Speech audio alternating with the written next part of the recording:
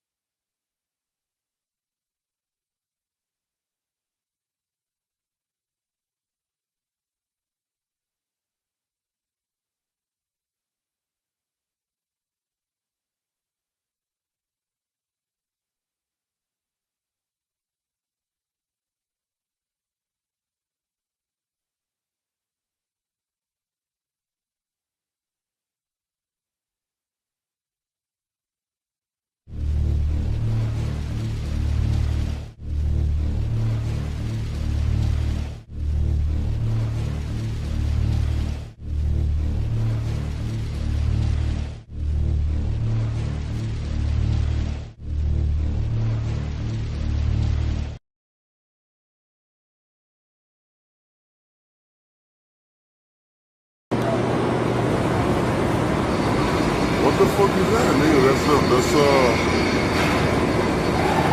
Hey, you know what I'm saying? What the fuck is this, man? That's crazy, bro. AD? Got enough space,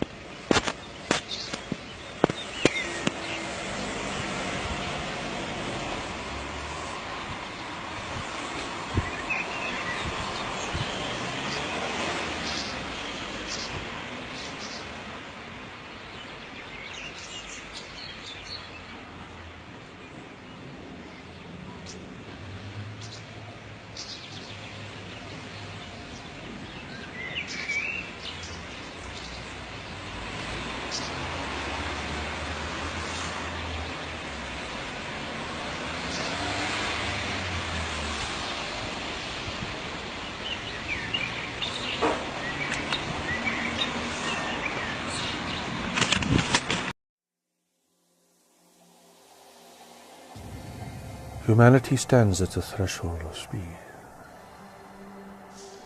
at the threshold of a greater community of intelligent life in the universe. Humanity has reached a great threshold in its evolution. It has reached a point of no return. From this point on, you have to contend with various forces coming to the world, seeking to gain advantage here. Many people believe the universe is a great empty place, and if life does exist, it is rare.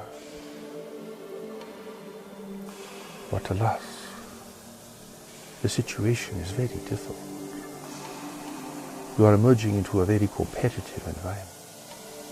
Like everyone in the greater community, you must face the boundaries that life and nature create. Technology cannot surmount most distance. Thus, everyone is facing the problems of survival. You have also reached a threshold where humanity will have to choose, even consciously choose, whether it will fight and struggle over these remaining resources in the world, or whether it will unite to preserve them, to secure them, and to attain a stable environment for the future.